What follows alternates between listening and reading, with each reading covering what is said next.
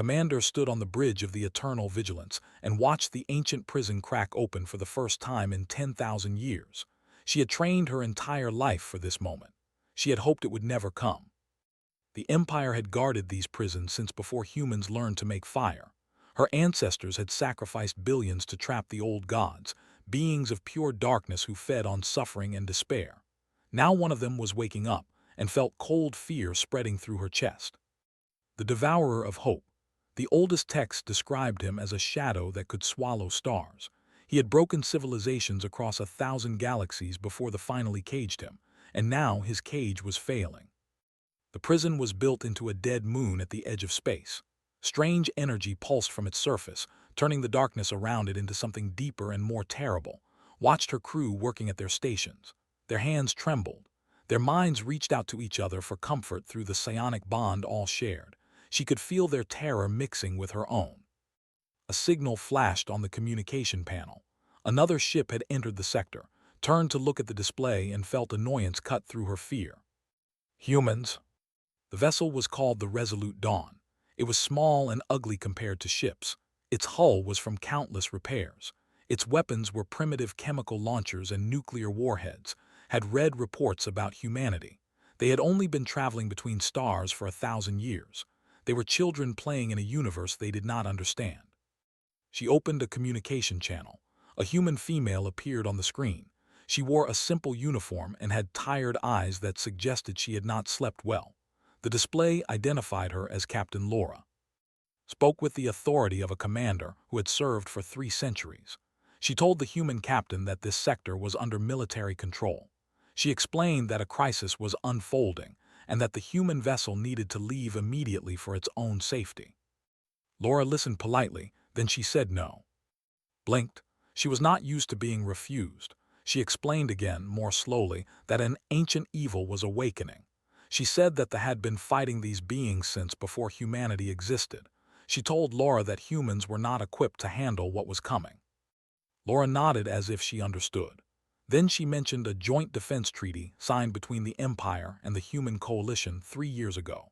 She quoted the specific section that required mutual assistance during existential threats. She said her ship would stay and help whether they wanted it or not. Wanted to argue further, but she did not have time. The prison moon shuddered and its outer shell cracked wider. Dark light poured from the gaps, and then reached out with his mind.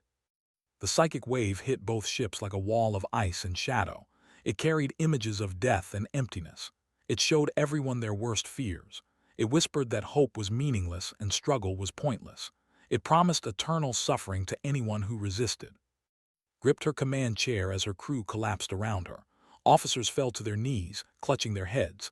Some screamed. Others went silent as their minds simply stopped working. The psionic bond that connected them became a weapon. Terror spread from one mind to another until the entire ship was drowning in fear. Fought to stay conscious. She had trained for this. She had meditated for decades to build mental walls, but was stronger than anything she had imagined. His darkness pressed against her thoughts and tried to crush them. Through the haze of fear, she looked at the display showing the human ship. She expected to see similar chaos. She expected to see humans dying from psychic shock or going mad from terror. She saw neither. The humans stumbled when the wave hit. Some grabbed walls or chairs to steady themselves. A few cursed loudly using words did not recognize, but then they shook their heads and returned to their stations. They kept working. They kept functioning. Laura appeared on the communication screen again. Her face was pale and her voice was shaky, but she was speaking clearly. She asked if they needed medical assistance. She said her ship's doctor was preparing emergency teams. Stared at the human captain. The terror of an old god should have destroyed every mind on that primitive ship. It should have reduced them to mindless husks, but Laura was offering to send help. How was this possible? Managed to speak. She asked how the humans were still functioning. She asked what protection they had against psychic attack. Laura looked confused by the question. She said they had no protection. She admitted the wave had been unpleasant. She described it as feeling like the worst nightmare she ever had, combined with the grief of losing her father. But she said humans experienced fear all the time. She said they learned to work through it. Did not understand. Spent centuries learning to control their emotions. They built elaborate mental defenses through meditation and psionic training. The idea that someone could simply feel terror and continue working seemed impossible. The prison cracked again. More darkness poured out, and laughed inside the minds of everyone in the sector. His voice was like grinding stone and dying stars. He said he had waited 10,000 years. He said he was hungry. He said he would consume every living thing in the galaxy and savor their despair. Felt her crew's minds flickering like candles in a storm. Many would not survive the night. The eternal vigilance was becoming a ship of the dying. But on the human vessel, she could see crew members moving with purpose. They were preparing weapons. They were running diagnostics. A young human male was even eating a meal at his station as if nothing unusual was happening. Laura spoke again. She said her tactical officer had analyzed the energy patterns from the prison. She said there might be a way to slow whatever was waking up. She asked if they had any ground forces available for a surface mission. Looked at her fallen crew. She looked at the cracking prison. She looked at the small, ugly human ship that refused to run away. She had underestimated them. She had dismissed them as children. But these children were standing while her ancient civilization knelt in terror. For the first time in 300 years of service, Commander did not know what to think about the universe. She only knew that she needed to survive the night. And somehow, impossibly, the humans seemed like her best chance. She opened a channel to her remaining conscious officers. She ordered them to prepare a ground team. She told them they would be working alongside humans. The darkness from the prison grew deeper, continued to laugh, and somewhere on the resolute dawn, Laura began planning how to fight a god. The surface of the prison moon was cold and dead. No wind moved across its rocks. No light reached it except the sick glow coming from the cracks in the ancient temple. Stepped out of the landing craft and felt wrongness pressing against her skin like oil. 40 soldiers followed her. They were the only ones still able to fight. The rest of her crew remained on the ship, lost in waking nightmares or simply unconscious from psychic shock. These 40 had the strongest minds in her command, and even they looked fragile. The human shuttle landed nearby. It was louder and rougher than vessels. Smoke poured from its engines as it touched down. The hatch opened, and humans came out carrying weapons that looked crude but somehow dangerous. Sergeant led them. He was a thick man with scars on his face and hands that suggested he had survived many fights. Behind him came Dr. Cole, a small woman with medical supplies strapped to her body. Lieutenant Daniel Price carried electronic equipment. Corporal Maria Santos held a massive weapon that looked like it could punch holes through starship armor. Counted 15 humans in total. They wore simple armor and carried chemical weapons. No psionic enhancement, no energy shields, no neural dampeners. They had come to fight an old god with bullets and explosives. She approached and explained the mission. The ancient seals holding required reinforcement. Priests would perform a ritual at the temple entrance. The soldiers needed to protect them while the ritual was completed. Nodded and asked how long the ritual would take. Said approximately 6 hours. Smiled and said that sounded like a long time to hold a position. Then he turned to his squad and started giving orders. He spoke in short, clear sentences. His soldiers moved without hesitation. Within minutes, they had established defensive positions around the ritual site. The high priest, an ancient being named, began the ritual. Blue lights surrounded him as he chanted words older than human civilization. The other priests joined him, their voices blending into a harmony that pushed back against the darkness. For the first hour, nothing happened. Began a hope the ritual might work. Perhaps they could reinforce the seals before fully awakened. Perhaps the crisis could be contained. Then the ground shook and the cracks in the temple widened. Something moved in the darkness beyond. The first creature came out of the shadow like a nightmare given flesh. It had too many limbs and too many mouths. Its body shifted and changed as if it could not decide what shape to take. Its eyes, if they were eyes, burned with hatred older than stars. Ordered her soldiers to fire. Energy weapons lit up the darkness. Beams of concentrated light struck the creature and did nothing. It absorbed the energy and grew larger. The creature projected fear directly into their minds. It showed the soldiers visions of their deaths. It whispered that their families would suffer. It promised that everything they loved would be destroyed. 3 soldiers dropped their weapons and ran. 2 more collapsed and did not get up. The rest continued firing, but their hands shook and their aim was poor. then opened fire. His weapon was primitive. It used chemical explosions to launch metal projectiles at high speed. It made a terrible noise, but when the bullets hit the creature, they tore through its shifting flesh and left smoking holes behind. The creature screamed. It had not expected pain. Maria Santos joined in with her heavy weapon. The impacts knocked the creature backward. Daniel Price threw an explosive device that detonated against its body and shattered 2 of its limbs. More creatures emerged from the temple, dozens of them, hundreds. They poured out like a tide of living darkness. Felt despair settling over her. There were too many. The ritual needed 5 more hours. They would never survive. But the humans did not seem to understand they were losing. Maria Santos laughed as she fired her weapon. She called the creatures ugly and said she had seen worse things in her apartment building back home. Shouted encouragement to his soldiers using words that were technically insults. Cole pulled wounded soldiers to safety while firing a small pistol with her other hand. A massive creature broke through the defensive line. It was larger than the others, a thing of shadow and teeth that stood 3 times the height of a human. It moved directly toward the priests, intending to disrupt the ritual. Cole stepped into its path. She was small. Her weapon was nearly empty. She had no chance against a being that could crush her with a single limb, but she planted her feet and refused to move. The creature projected terror into her mind, could feel the psychic attack from where she stood. It was strong enough to kill most beings instantly. Cole trembled. Tears ran down her face. Her hands shook so badly she could barely hold her weapon, but she did not run. She injected something into her own neck and raised her pistol. She fired until the weapon was empty. Then she threw the weapon at the creature and pulled out a knife. She screamed words that did not understand but recognized as defiance. Other humans rushed to support her, arrived with explosives. Maria Santos laid down covering fire. Daniel Price jammed electronic interference into the creature's sensory organs. Together, they drove the massive thing back just long enough for reinforcements to arrive. When the immediate threat approached, she asked how his soldiers resisted the psychic attacks.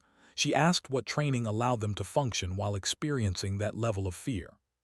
Thought about the question for a moment. Then he said that humans evolved on a planet that tried to kill them every day. He said their ancestors faced predators and diseases and disasters constantly. He said humans learned to function while afraid because the alternative was extinction. He shrugged as if this was obvious. He said fear was just another feeling. He said you could be terrified and still do your job. He said humans had been doing it for 1,000,000 years. Looked at the human soldiers still fighting. They were clearly afraid. She could see it in their faces and movements, but they fought anyway. They joked and cursed and supported each other while battling nightmares made real. A messenger arrived from the ship. The High Council had ordered a full retreat. They had declared the sector lost. Standard protocol required sacrificing 3 colonies to contain. Received the order and felt something cold settle in her chest. This was the way. Calculate the losses, accept the necessary sacrifices, preserve what could be preserved. But the humans had not received any retreat order. Their ship still held position. Their soldiers still fought. She looked at and told him about the order. She said the fleet would be leaving. She said the sector would be abandoned. Looked at the temple where the ritual was still ongoing.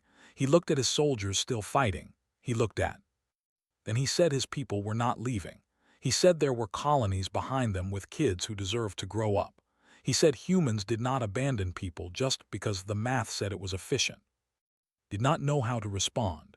She had followed orders her entire life. She had accepted necessary sacrifices as the price of survival. But watching these strange primitive beings refuse to run, she wondered if perhaps they had been calculating wrong for 10,000 years. Stood in the command chamber of the Eternal Vigilance and faced the holographic images of the High Council. 7 ancient beings looked down at her with expressions of cold certainty. They had lived for thousands of years. They had seen empires rise and fall.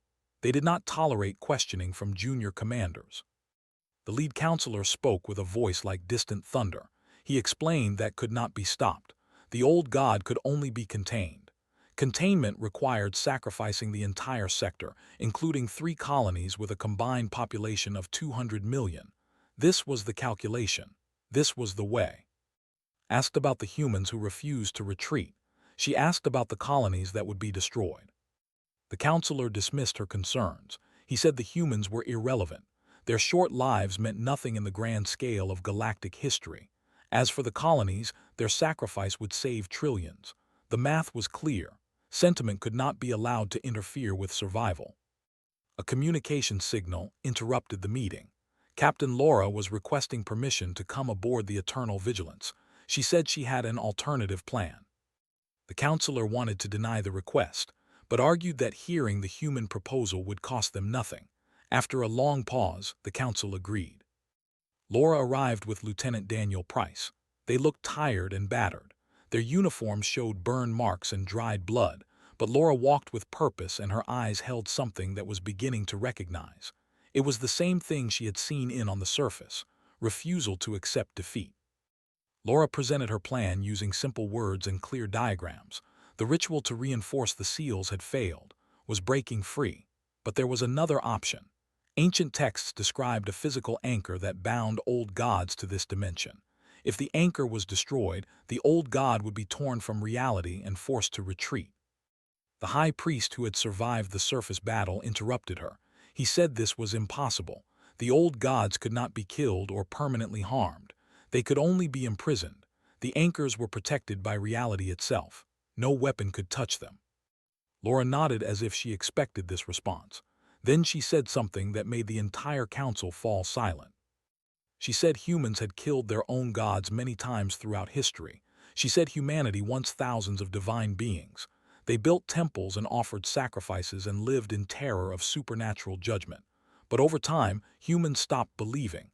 They stopped fearing, and the gods faded away. She suggested that could be made to fade the same way, not through belief or ritual, but through direct action. Humans had learned that gods were only as powerful as the fear they inspired. Take away the fear, and the god became just another enemy to overcome. The high priest laughed. He said it existed since before the first stars formed. He said the old god had consumed civilizations that made them look like insects. Human philosophy could not change cosmic truth. Laura did not argue. She simply said that her people were willing to try. She said the human ship would remain in the sector. She said human soldiers would enter the temple and attempt to reach the anchor. If they failed, they could proceed with their containment plan. Watch the council members exchange looks through their psionic connection. They were amused by the humans' confidence. They saw no risk in letting primitives throw their lives away. If the humans wanted to die fighting an impossible battle, they would not stop them. The lead counselor gave his response. He said they would not participate in this foolish mission. He said the fleet would withdraw in 6 hours. He wished the humans luck with their suicide. The connection ended and the holographic images faded. Laura stood in the empty command chamber, looking at the space where the council had been. Approached her and asked why she was willing to die for colonies. She asked what humanity gained from this sacrifice. Laura was quiet for a moment. Then she said there were children on those colonies. She said they probably had parents who loved them and dreams they wanted to pursue. She said it did not matter that they were instead of human. Children were children. They deserved a chance to grow up. Daniel Price added that humans had a saying. He said evil won when good people did nothing. He said running away from meant letting evil win. Thought about her 300 years of service. She thought about all the times she had followed orders and accepted necessary sacrifices.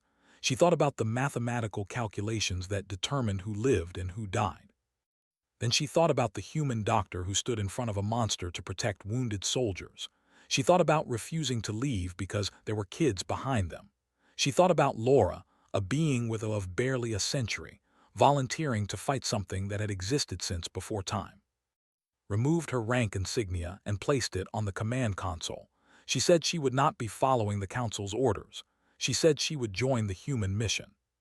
Laura looked surprised. She asked if understood what she was giving up. Disobeying the High Council meant exile. It meant losing everything. Said she understood. She said she had spent 3 centuries serving an empire that counted lives like numbers in an equation. She said perhaps it was time to serve something else. She activated the ship's internal communication system. She explained the situation to her surviving crew. She told them the council had ordered retreat and that she was choosing to stay. She said anyone who wished to join her could do so. She promised no punishment for those who followed orders and left. The responses came quickly. 47 officers and soldiers volunteered to stay. Among them was the high priest's own apprentice, a young male named who said he was tired of accepting acceptable losses. Laura looked at the volunteers with something like wonder. She said she had not expected this. She said she had assumed they would leave. Felt something strange in her chest. It took her a moment to recognize it as hope, not the cautious hope of calculated survival, but something brighter and more dangerous, the kind of hope that made beings do impossible things. She told Laura that they were older and wiser and more experienced than humans. She said they had survived for millions of years through careful calculation. But perhaps, she added, they had forgotten something along the way. Perhaps survival was not the same as living. The human captain smiled. It was a tired smile, but it was real. She said they had a temple to invade and a god to kill. She asked if was ready. Looked at the volunteers. She looked at the humans who had taught her something new after 3 centuries. She looked at the darkness outside the ship where waited. She said she was ready. For the first time in her long life, she meant it completely. The temple entrance looked like a wound in reality. Dark light poured from it in waves that hurt to observe. The air around it tasted wrong, like metal and old blood and something that had no name. Stood before it with her combined force of inhumans, and she wondered if she had made the worst decision of her long life. Laura gave the order to move forward. Her voice was steady even though could see her hands trembling slightly. The human captain entered the darkness first because she said leaders should never ask others to go where they would not go themselves. The moment they crossed the threshold, reality changed. The corridor stretched impossibly in both directions. The walls breathed like living tissue. The floor shifted beneath their feet, sometimes becoming soft like flesh and sometimes becoming hard like bone. Gravity pulled in directions that should not exist. Time felt wrong, moving too fast in some moments and too slow in others. 3 soldiers stopped walking. Their minds simply could not accept what they were seeing. The universe had rules. The universe made sense. What surrounded them broke every rule they had ever learned. They stood frozen, their thoughts locked in endless loops of denial. Walked past them without stopping. He said the place was weird, but he had seen weirder things after drinking too much on shore leave. Maria Santos agreed and mentioned a carnival in her that had a haunted house with similar effects. Could not understand how they remained functional. The temple was designed to destroy sanity. It attacked the fundamental assumptions that allowed conscious beings to navigate existence. They were breaking because they expected reality to follow patterns. But humans seemed to expect nothing at all. Daniel Price pulled out his electronic equipment and started taking readings. When the sensors returned impossible results, he simply noted them and continued forward. He did not try to explain or understand. He just adapted and kept moving. The corridor began to loop. They walked for what felt like hours but always ended up back where they started. The same markings appeared on the walls. The same sounds echoed from the same directions, was trapping them in a prison of infinite repetition. Got tired of walking in circles. He pulled out an explosive device and attached it to the wall. Tried to stop him, explaining that the temple's structure was tied to dimensional stability. Damaging it could have unpredictable consequences. Shrugged and said unpredictable sounded better than walking forever. He detonated the charge and blew a hole through the wall into a different corridor that should not have been there. The new path led deeper into the temple. Gravity reversed without warning, and they found themselves walking on what had been the ceiling. Cole helped disoriented soldiers adjust while commenting that the temple had better gravity effects than the training facilities back on Earth. Began speaking directly into their minds. His voice was like stones grinding together, like ice cracking, like the sound light would make if it could scream. He offered each of them their greatest desires. He promised power and knowledge and eternal life. All they had to do was turn back. When the promises failed, he switched to threats. He showed them visions of their loved ones dying. He described torments that would last for eternity. He explained in careful detail how he would consume their souls and leave them aware of their suffering forever.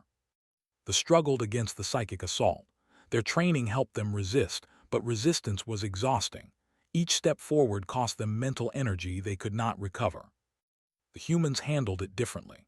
When showed Maria Santos her mother dying, she acknowledged the vision and then asked if the old god had anything more creative. When he described eternal torment to Daniel Price, Daniel calculated the statistical probability of various torture methods and concluded that infinity was not as scary as it sounded. Cole taught the human technique for handling psychological attack. She told them terrible jokes. They were not funny jokes. They were deliberately stupid jokes about animals and food and bodily functions. But something about the absurdity interrupted concentration. Laughter, even forced laughter, created a gap in the fear. Found herself chuckling at a joke about a bird walking into a bar. It was ridiculous. It should not have helped. But for a moment, the weight of the old god's presence lifted just slightly. They reached a chamber where time had broken completely. The same moment repeated endlessly from different angles. They could see themselves entering the room from a dozen directions. Past and future existed simultaneously. Moving forward meant moving in all directions at once. The high priest's apprentice tried to navigate using temporal theory. His calculations were correct but useless. The rules he depended on did not apply here. Laura watched the looping time for a few minutes. Then she picked up a rock and threw it at a random angle. The rock flew through the temporal distortion and created a path of stable time behind it. She had not calculated anything. She had just done something and let the consequences sort themselves out. They followed the path her random action had created, asked how she had known that would work. Laura admitted she had not known. She said humans often solved problems by trying things without understanding them. She said her species had discovered fire by accident. She said they reached the moon by strapping themselves to controlled explosions. Understanding came later. Action came first. The central chamber finally appeared before them. It was vast beyond measurement, a space that should not have fit inside the temple. At its center floated a crystalline structure pulsing with dark energy, the anchor. And around the anchor, the partial form of manifested. He was shadow given depth. He was darkness that consumed light. He had features that almost resembled a face but kept shifting into something worse. Looking at him directly caused pain. Looking at him indirectly caused despair. Several soldiers died instantly from psychic shock. Their minds simply stopped when exposed to the old god's presence. They fell without making sounds. Felt her own thoughts trying to collapse. 300 years of experience meant nothing against a being this ancient. She was an insect before a force that had ended civilizations. But Laura looked at the partial manifestation of this shadow of something that had existed since before stars formed, and she spoke with a voice that carried across the impossible chamber. She said she had expected him to be taller. The old god paused. For the first time in millions of years, something had surprised him. And in that moment of surprise, the humans attacked. Attacked with his full power. He reached into every mind in the chamber and showed them truth. He showed them the death of stars. He showed them the end of time. He showed them the infinite cold darkness that awaited all living things. He was despair made real, and he had broken civilizations that made humanity look like children playing with sticks. The remaining soldiers fell to their knees. Their ancient minds could not process what they were seeing. The universe was vast and empty and cruel. All struggle was meaningless. All hope was delusion. This was the truth that offered, and it was true. But the humans did not fall. Stood in the presence of cosmic horror and laughed. It was not a brave laugh or a defiant laugh. It was the tired laugh of someone who had heard bad news before and kept going anyway. He said humans already knew they were going to die. He said every human understood from childhood that life was temporary. He said they built cities knowing earthquakes would destroy them. They fell in love knowing hearts would break. They had children knowing those children would one day bury them. Maria Santos added that knowing the end did not stop humans from living.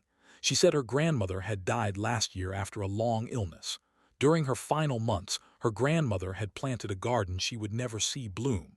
That was humanity, planting gardens in the shadow of death. Pushed harder, he showed them their own deaths in detail. He showed them their species going extinct. He showed them the universe itself dying in cold darkness billions of years from now. Daniel Price acknowledged all of it. He said the math was probably accurate. Humanity would end someday. Everything ended. But that made the present more valuable, not less. A sunset was beautiful because it did not last forever. The old god screamed in frustration. His psychic assault should have destroyed them. It had destroyed beings far more powerful than humans. But these short-lived creatures refused to break. Cole explained it simply. She said humans were not brave because they did not feel fear. She said humans were brave because they felt fear completely and kept moving anyway. Evolution had not removed their terror of death. Evolution had taught them to function while terrified. Laura moved toward the anchor while the others kept occupied. The old god noticed and focused his attention on her. He promised her power beyond imagination. He offered her immortality. He showed her a universe where she ruled as his chosen vessel. She kept walking. He switched to threats. He described torments he would inflict on her soul for eternity. He showed her visions of her family suffering. He promised that her death would last forever. She kept walking. He tried confusion. He twisted reality around her until up was down and forward was backward. He made the anchor seem to recede infinitely. She closed her eyes and walked by memory. She counted her steps. She ignored what she could not trust and relied on what she could. Screamed again. He had existed for billions of years. He had consumed countless civilizations. He had broken the minds of beings that considered themselves gods. But this one fragile human woman refused to stop walking. Laura reached the anchor and placed her hands on its surface. The crystal was cold and wrong. Touching it felt like drowning in darkness, but she held on. The old god threw everything at her. His full psychic weight pressed down on her mind. He showed her every terrible thing he had ever done. He showed her every terrible thing he would do. He made her feel the suffering of billions of beings he had consumed over millions of years. Laura started to glow, not with divine power or cosmic energy. She glowed with her own life force, the energy that kept her heart beating and her thoughts moving. She pushed that energy into the crystal. Realized what she was doing, and his voice changed from rage to something that might have been fear. He demanded that she stop. He said she would die. He said killing herself would accomplish nothing.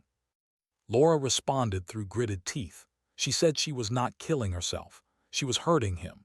And when she finished hurting him today, her children would be ready to hurt him tomorrow, and their children after them. Every generation of humanity would be waiting. The anchor began to crack. Found strength she did not know she had. She the surviving and added their psionic power to Laura's effort. And his soldiers created a distraction, firing everything they had at to keep him from interfering. The old god thrashed and raged. He killed soldiers with psychic attacks. He twisted reality into weapons, but he could not stop what was happening. The anchor shattered. Screamed as he was torn from this dimension. His partial form dissolved into darkness. The temple began to collapse as the power holding it together failed. Reality rushed back into the spaces where the old god had distorted it. Laura collapsed beside the broken anchor. Her skin was pale and her breathing was shallow. She had given almost everything she had. Caught her before she hit the ground. She carried the human captain through the crumbling temple while cleared a path with explosives. They ran through corridors that were finally following normal physics. They burst out of the temple entrance just as the structure imploded behind them. The prison moon was still and quiet. The darkness that had poured from the cracks was gone. The cold, wrong feeling had faded.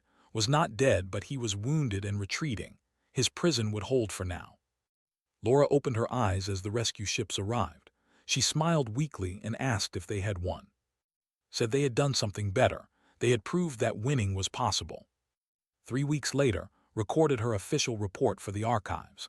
She wrote slowly and carefully because she wanted future generations to understand what she had learned. She wrote that the old gods were not truly immortal. They could be fought. They could be hurt. They could be made to fear. She wrote that humans were not children to be protected or primitives to be dismissed. They were something the galaxy had never seen before. They were beings who did not accept limits. They did not bow to inevitability. They looked upon gods and saw only another enemy to overcome. She wrote that she finally understood the ancient warning in the oldest texts. Scholars had puzzled over it because it seemed impossible. The warning read, "When the small ones come, when the defiant ones rise from their death world, the gods will finally know fear." Visited Laura in the medical bay of the Resolute Dawn. The human captain was recovering slowly. She would carry scars from what she had done for the rest of her life, but she was alive and she was smiling. Asked what humans would do now that they knew old gods existed. She asked how they would prepare for the next awakening. Laura thought about the question for a moment. Then she said humans would do what they always did. They would learn and adapt and refuse to be afraid. They would train the next generation to fight. They would build better weapons and study their enemies. They would be ready. Realized she was looking forward to fighting beside humans again. She had lived for 300 years following rules and calculations, but these short-lived beings had taught her something that had forgotten long ago. Hope was not a calculation. It was a choice, and choosing to fight against impossible odds was what made beings worth saving in the first place. She looked out at the stars that had wanted to consume. They were still shining, thanks to a handful of humans who refused to accept that gods could not be defeated. The universe was vast and dangerous and full of ancient horrors. But as long as beings like Laura existed, as long as humans kept planting gardens in the shadow of death, the darkness would never truly win. Smiled, it was an expression she had almost forgotten how to make. For the first time in 10,000 years, an old god had learned fear, and it had learned that fear from humans. The galaxy would never be the same.